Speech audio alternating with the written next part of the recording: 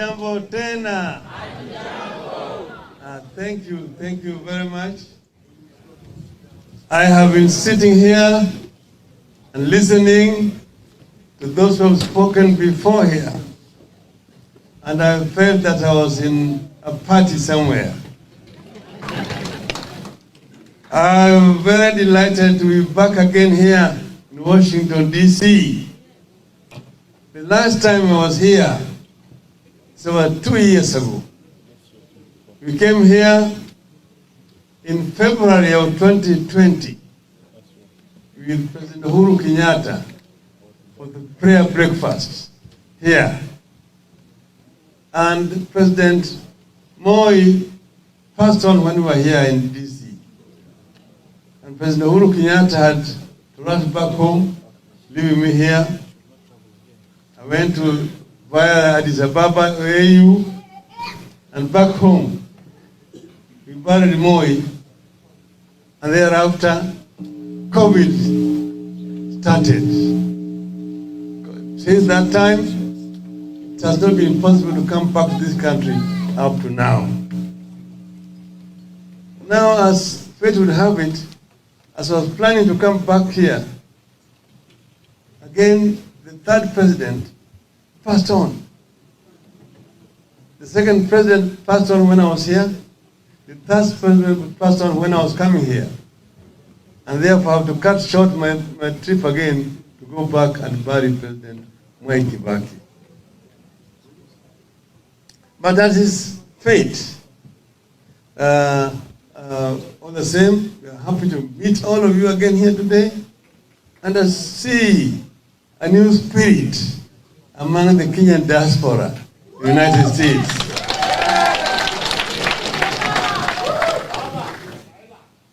At the moment, I want to tell you that we are having serious challenges back at home. You know that the COVID has been with us for the last 2 years. It has brought a lot of suffering, devastated the economy. Some businesses have collapsed. There are a lot of problems. Secondly, the war in Ukraine, thousands of kilometers away from our borders, it's also having a very major negative effect on our economy. As you know that Kenya exports tea, coffee, cut flowers, fruits, and so on to those destinations. So at the moment, we are actually losing a market of over $100 million because of that. And then there's, of course, the drought. And as a result of all these prices of essential commodities like unga, like gasoline, and so on have gone up. But Kenyans are actually feeling the weight. That is what is there right now, but Waswahili wanasema ati baada ya dhiki. Yeah. We are also now, as you have also all said here, facing an election in just about 90 days' time. And as you know, we are representing here a movement which is called Azimio la Umoja One Kenya coalition. One of the biggest coalition that has ever been assembled together in our region, very close to what we call NAC. Azimio has brought together 25 different political parties.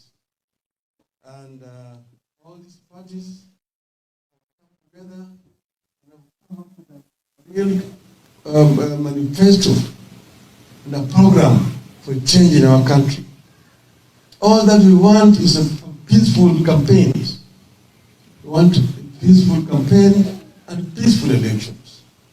So far, things have moved smoothly up to where we are. Barring a very nasty accident, an incident, recently somewhere in Wasingishu. When we went to attend a funeral of a friend of mine, late Mr. Kibor. And then some goons were hired. And those goons actually wanted to kill us. They came, and the attack was vicious. Why not for just the actions of the police officers? The damage could have been much more devastating. You saw what they did to our choppers and so on. But it was something that was properly planned. The police managed to arrest 15 goons that evening with bundles of money that had been given and weapons that we were supposed to use. Unfortunately, we did not go at the time they expected us to go there. I received information early in the morning that they had been hired to go there and come and heckle me and then attack me at the funeral. I decided to go when the funeral service was over. The people were burying.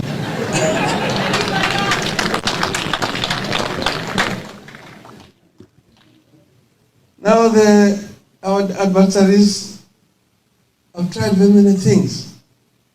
They came up with first a very divisive ideology, or that, it is the rich versus the poor, the dynasties versus the hustlers.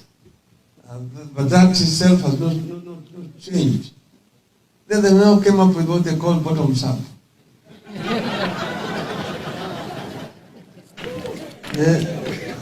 I'm expert in political demagoguery.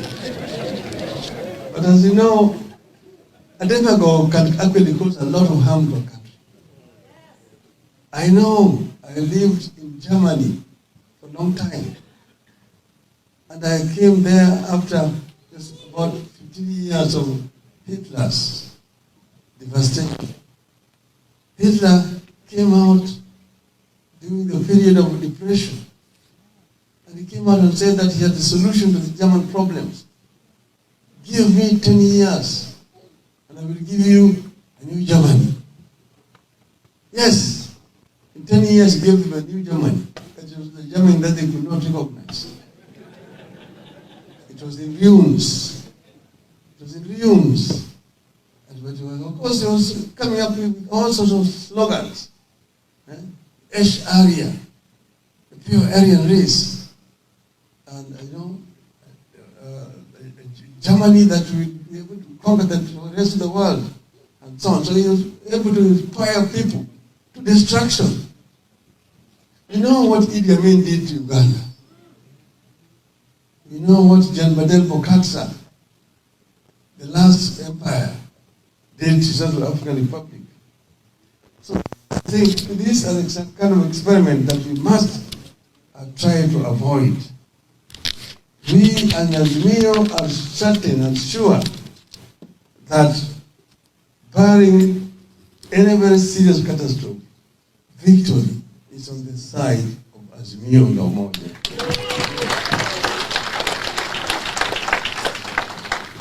I've been saying, our country has had two liberations.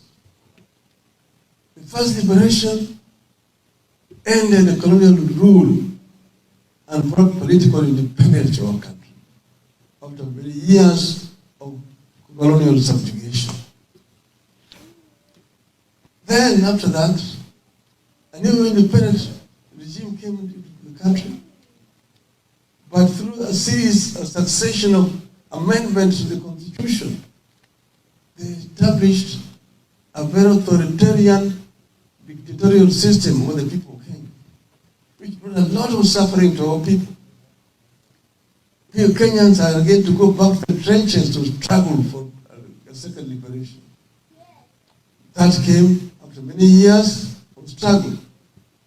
The second liberation came through the promulgation of a new constitution, the new democratic constitution in 2010. But then that still was still enough. We have a new constitution, but Kenyans are not happy. That's why. Because you have not been able to address the issues that made Kenyans first to go to the trenches to fight against colonialism. I was present when they were struggling. And they were saying that we want Mzungu to leave, the African government to take over, to enable us to fight against three major enemies of our people: ignorance, poverty, and disease. 58 years down the road, those enemies are still there. Some of them have even become stronger. And that's when, listen to you people here, issues that you've been addressing here are all have got to do with those three major enemies of our people. And the founders of our nation had a dream, a Kenyan dream, like they talk here, this kind of the American dream. The Kenyan dream, you find it in our national anthem. Lord, bless this land of ours. Justice be our shield and defender. We dwell in unity, peace and liberty. Plenty be found within our borders. That's the Kenyan dream. One, a God-fearing nation. That's why you started here with prayer. But the national anthem itself is a prayer. God bless the land of ours. Justice be our shield and defender. Justice can only be a shield and defender if there is democracy in a country. When we dwell in unity, peace and liberty. Unity, people are united. There's no discrimination on the basis of race, of ethnicity, of religion, of gender, of age. People are all equal in unity, peace and liberty. Peace is not just the absence of war. A hungry person is not a peaceful person. Peace and unity, people are united, and liberty. But more importantly, plenty be found within our borders. Plenty be found within our borders That means a prosperous nation, a developed nation, where people live in prosperity. Nobody sleeps without food, hungry. Nobody sleeps in the streets without shelter. Every child has opportunity to get education. And anybody who is well sick can get proper medical attention. That's where we are. And in the Bible, the country where there's plenty is called, that's what I was, that's the Canaan I was saying, I'm telling Kenyans. That's the Canaan. That Canaan is in our national anthem. It's part of the Kenyan dream. Canaan. But all that plenty was not going to drop like manna from heaven. It was going to be created through the sweat and toil of the Kenyan people. So challenge the Kenyan people, give them opportunity to make that wealth.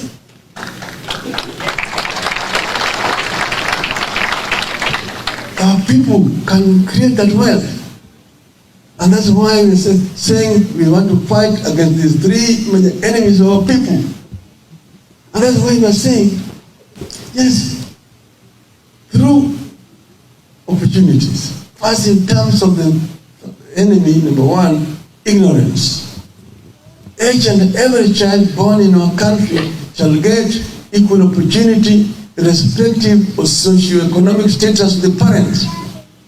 To get quality education from nursery, primary, secondary, tertiary, up to university level, depending on their God-given abilities. And once they've been trained properly in the acquired skills, they should be able to acquire meaningful jobs where they can be able to earn proper salaries to be able to transform their socio-economic status and support their parents. Not being told, kazi ni kazi, sukuma wilbara. Hello? Hello? Are we together? Yes. That's what you say. And then you also say that those who want to do businesses should get opportunity to do business through access to capital, but they don't have to pay any interest for 7 years until those businesses are mature. Kenyans can do it. And we're saying we also want to help our women to do business properly. In terms of agriculture, introduce smart agriculture, which is more rewarding. Make water available so that people do not have to depend on rain-fed agriculture. We can do this in very many ways. We can do it by harvesting rainwater, constructing dams and ponds, so that when it rains, it floods, we can harvest that water and make it available during the drought, period of drought for people. And have also proper assistance, tractor services, seeds, fertilizers for our farmers, so that farming can be actually rewarding in our country. So that country can become self-sufficient in terms of food production. That is what area we talk about. The other one is value addition to crops coming from agriculture through construction of industries, so that you do processing. You don't just have to be exporting raw materials to other countries for relief. That way you are exporting labor out of the country. That is something that we talk about. In terms of enemy number 2, which is number 3, health. Yes, she was mentioned this here. The other lady we had talked about here. Health is talking about availability, accessibility, and affordability. It must not just be available, but it must be accessible. we're talking about maternal health care. If it is available, but it is 50 kilometers away, somebody will die before you reach it there. So it needs to be nearer where people are. That's why we are talking about at least level 3 house facility in each and every sub-county. Then before that you go to level 4, no, level 5, and then you have level 6 in each and every region. And don't just that facilities are available there. There must be doctors, there must be nurses, and there must be medicine and facilities all there.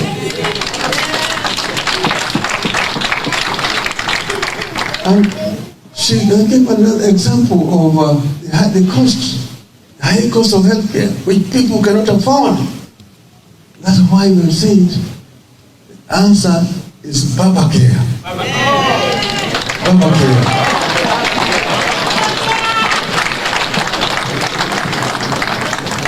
Universal health care. Each and every Kenyan citizen, the children, the youth, the women, the elderly, all must be under health insurance scheme. Those who cannot pay the premium, the government will help them to pay. So that when they are sick, they can be able to afford Medicare, even if they don't have money.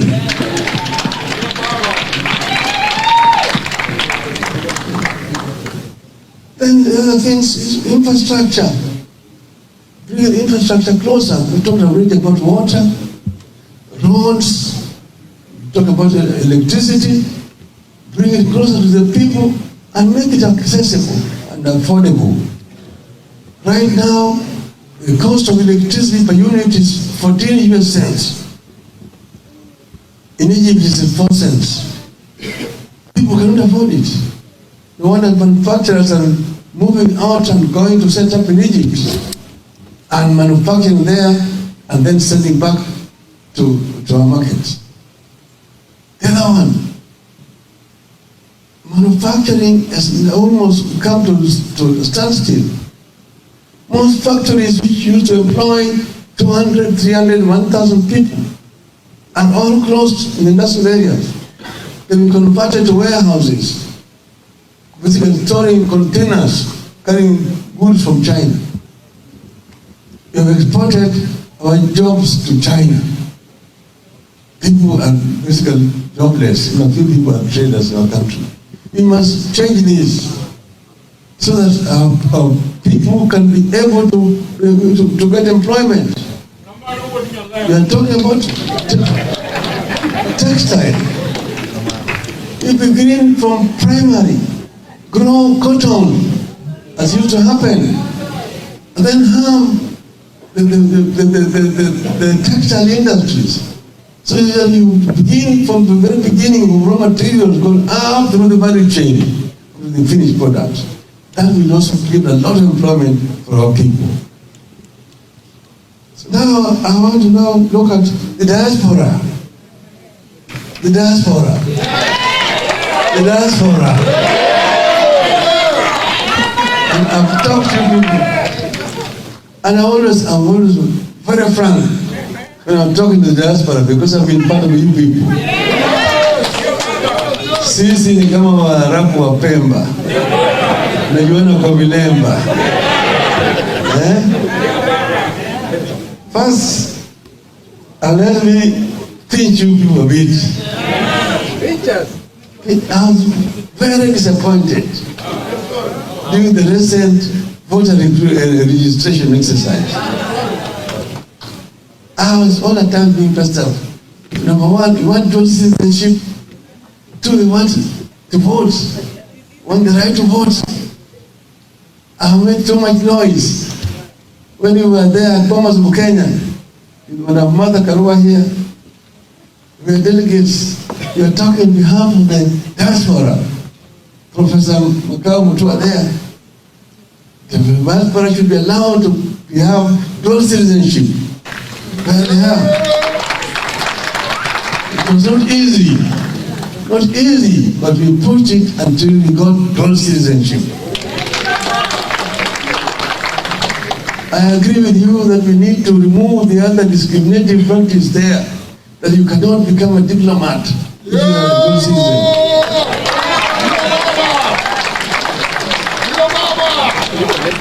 That we will remove. Hiyo itatoka.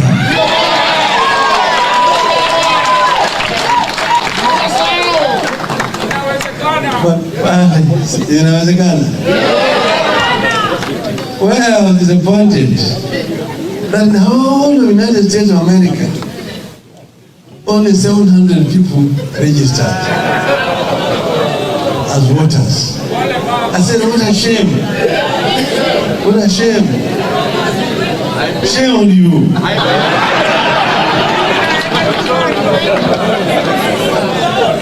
Next time, we'll try better. But now, but I know there are no excuses about that, because I know that in the DC area alone here, there are over 2,000 people resident here, and only 200 registered. The distance, we don't talk about distance. Yes, no excuse. But I know what you guys want. The other services. That issue of opening up consular missions. That we will do. We will open them. We have one in Minnesota. Have one in Texas. Have one in Chicago. Have one in Colorado.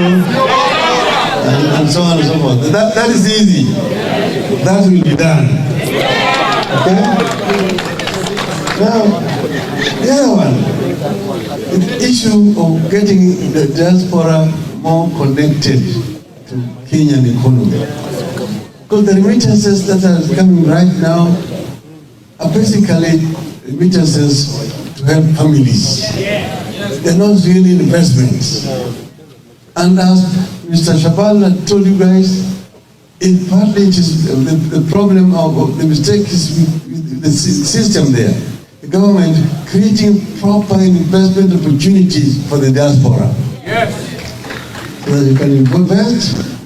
An investment in Kenya earn you much more than an investment here in the United States. Yes. Bank here, they will give you 3% investment, and you can get 6, 8, 10% back in Kenya. And we require this investment. Kenya does not need aid. What we require is trade and investment. So we want to create a proper, attractive environment first for our own citizens to invest, so that you can be able to reap more benefits out of those investments. Instead of going to go and beg for very expensive loans, short-term, highly expensive loans, high rates of interest, we can have this investment coming from our own citizens. So we are going to create an office for diaspora investment.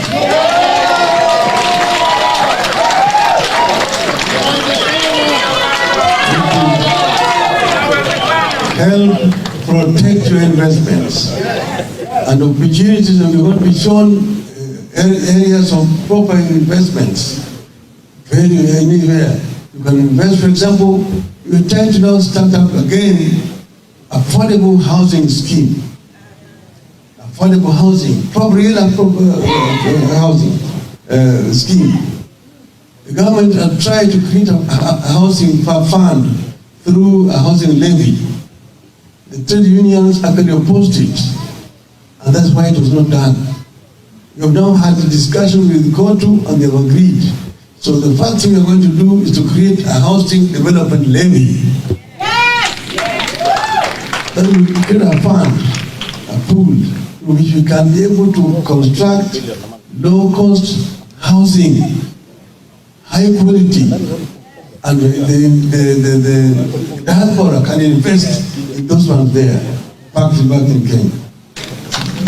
That is going to be an opportunity for the diaspora to invest. So I'm telling you people, be like the Jews. The Jews can be third, fourth, fifth generation American, but they're still Jews. And when the mother Israel is in distress, they all answer, they all call back. So this is what I'm telling you people, be like that. You're a Kenyan, whether you're a fourth generation Kenyan here, whether your father came not on the Mayfair, but on the airlift.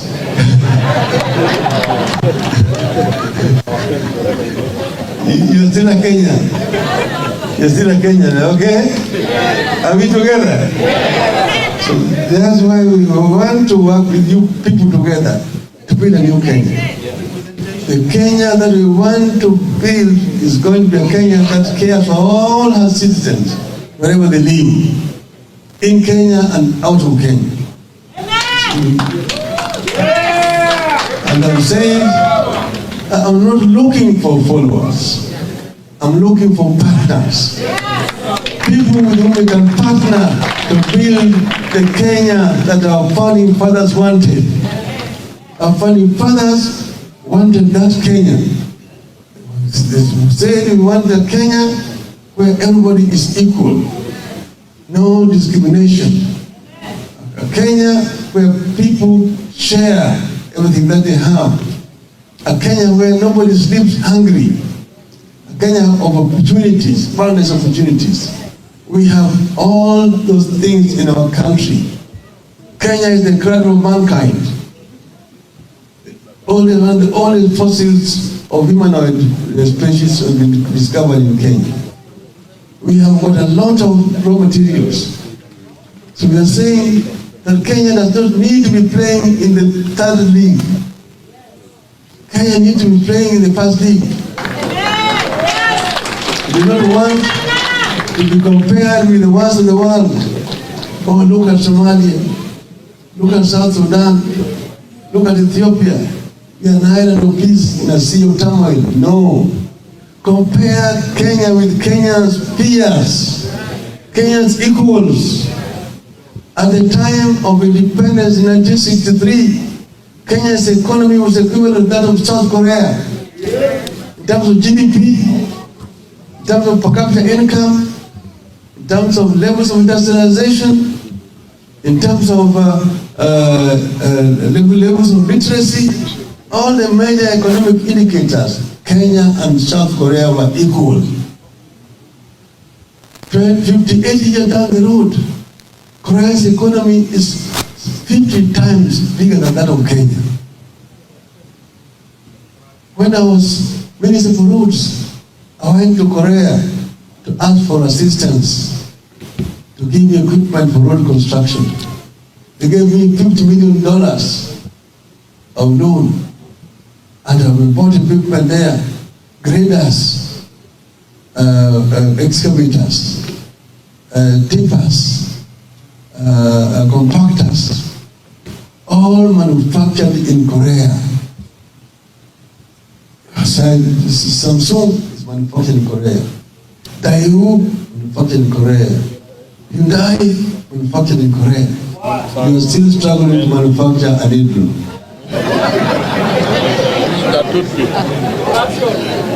Where did the rain begin to beat us? You see, where did the rain begin to beat us? We want to do now what we call leapfrogging, so that we can catch up with our peers like Korea. Don't compare us with these failed economies of the world here. Kenyans compare with the best of the best. That is the route we want to go.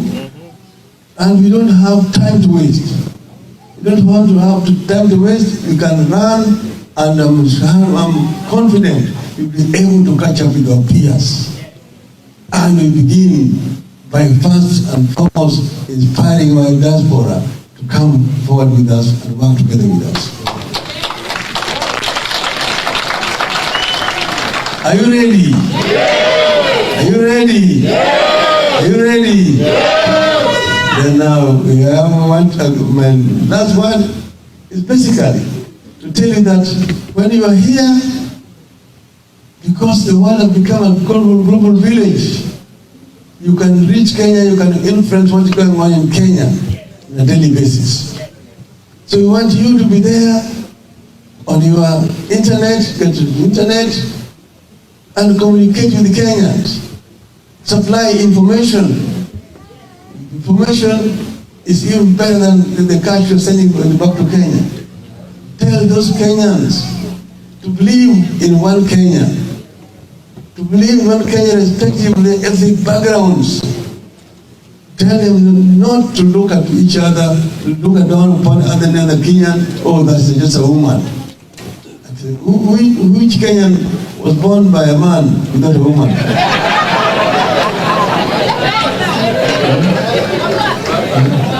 Which one? See, iko Mkenya ambaye alikuwa ana baba. Kwa kazi ya uzazi, kazi ya mwanaume ni sekunde tu.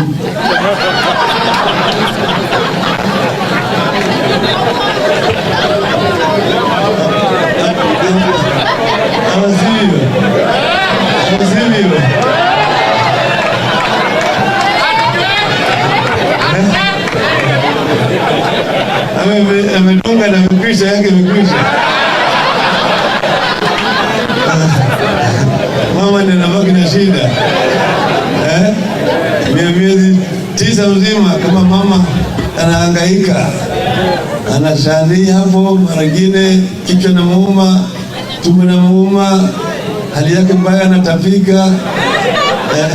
Zaidi ya kuzaa utungu mingi, baadaye kunyonyesha mtoto, mpaka mtoto anaanza kudema na kutembea. Alafu baadaye unasema tu unamuke tu. Pumbavu.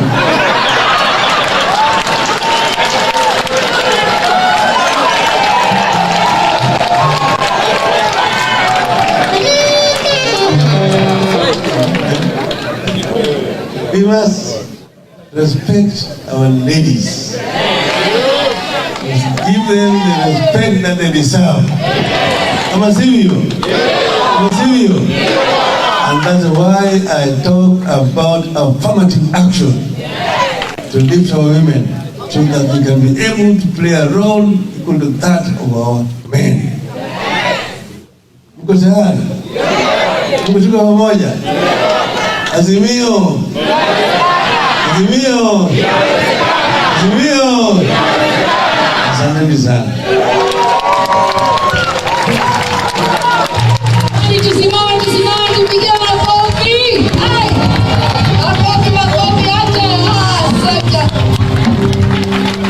Your Excellency, asante sana. Bila umesema kuhusu wanawake ni kweli. Mwanamke ndio namba 1 na tunashukuru sana unatusupport. Asante. Tukae chini tafadhali. Mheshimiwa, if you have a little bit of time, we only have 4 questions. So kama unaweza kuuliza hayo maswali manne kabla tungeshukuru. Umetupa ruhusa kuuliza maswali manne. All right, at this point many of you